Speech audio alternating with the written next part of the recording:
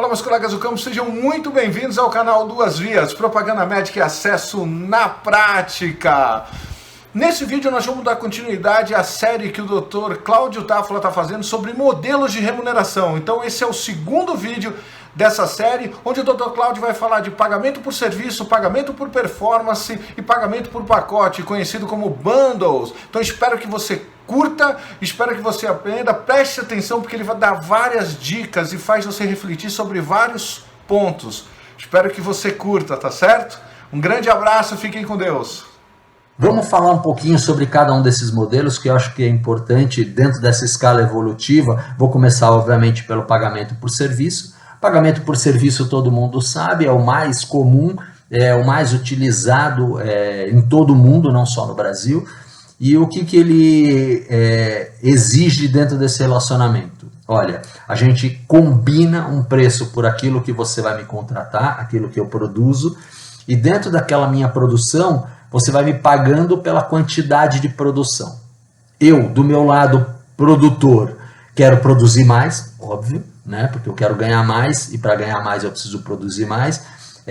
Não estou muito interessado, apesar de eticamente estar interessado, mas não estou muito interessado em resultados, desfechos, e sim estou interessado em produzir mais. Quando você me contrata por isso, você também está interessado em, de certa forma, conter o custo pela quantidade de serviços entregues, e não necessariamente pelo resultado que eu vou te entregar nesses serviços. Então é muito importante entender que essa relação, bilateralmente, não coloca como objetivo final diretamente o resultado, o desfecho. E essa é uma das grandes desvantagens do pagamento por serviço. Mas a vantagem é que você consegue controlar a quantidade de serviços pelo custo. Você consegue ter previsibilidade, você consegue ter gestão de quem são os seus prestadores, quanto custam, né? Quanto custam e quanto você está disposto a pagar para cada um deles, restringindo pela quantidade de oferta de serviço. Colocando um pouquinho, um detalhe, alguma coisa de melhoria nessa escala evolutiva, eu colocaria o pagamento por performance, ou pagamento por desempenho. E por que eu falo desse jeito? Porque é só um pouquinho, porque não se exige no sistema de saúde ou de prestadores de sistema de saúde que eles não foquem na performance. Ninguém vai prestar serviço simplesmente por prestar serviço totalmente, né? E totalmente, digo, diretamente não relacionado ao resultado, à performance. Então, é quase que inerente que quando você contrata pagamento por serviço, você também está colocando aí um pouquinho de performance.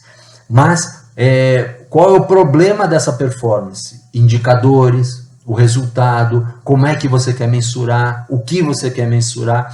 Existe uma pobreza enorme no sistema de saúde da gente colocar essa questão e discutir essa questão de forma bem clara. Quais são os seus objetivos, seus indicadores, você contratante, você operadora de plano de saúde, você prestador, quais são os seus objetivos quando você contrata algum serviço, quais são os seus indicadores, como é que eu consigo te medir, como é que eu consigo avaliar sua performance claramente dentro dessa nossa contratação, dentro desse nosso relacionamento, para que lá na ponta, no final dessa prestação, na jornada total do paciente, final do paciente, eu consiga capturar essa performance.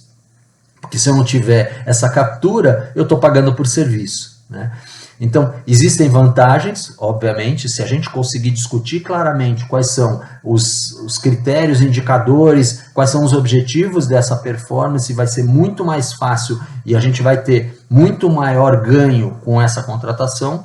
Porém, ainda não vejo isso, então quase que eu coloco pagamento por performance e pagamento por serviço no mesmo nível. Por quê? Os resultados que a gente tem, tanto no Brasil quanto fora do Brasil, por esse modelo de remuneração, não tem trazido grandes mudanças para o sistema no sentido mais amplo. Evoluindo ainda mais um degrauzinho,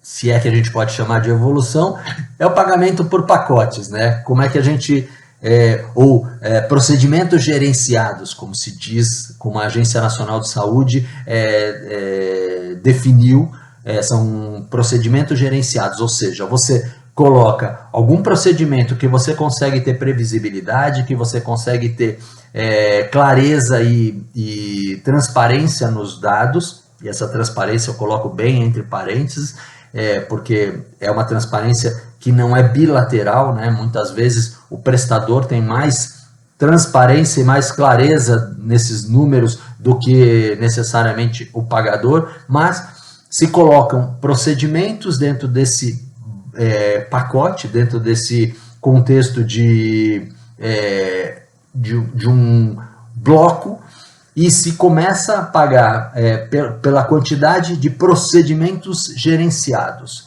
Por que é uma vantagem em termos evolutivos? No pagamento por serviço, você paga item a item. Então, você fragmenta a prestação de serviço pela jornada do paciente. Por quê? Você não vê pelo paciente, pela jornada do paciente, o pagamento fluindo do início do problema até a solução ou o desfecho do problema.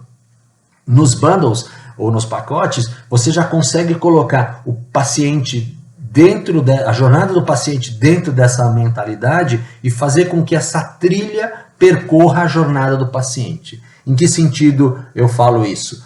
O paciente apresenta algum tipo de patologia, doença, problema, ele é entregue a um determinado prestador que o recebe nesta ponta, resolve todos os seus problemas internamente, né, com a prestação de serviço, o controle do serviço, a cumplicidade que eu falei no começo, que eu acho que é muito importante de se ter nessa prestação de serviço, porque ele sabe que dentro daquele pacote ele vai ter que se restringir a um teto de recursos.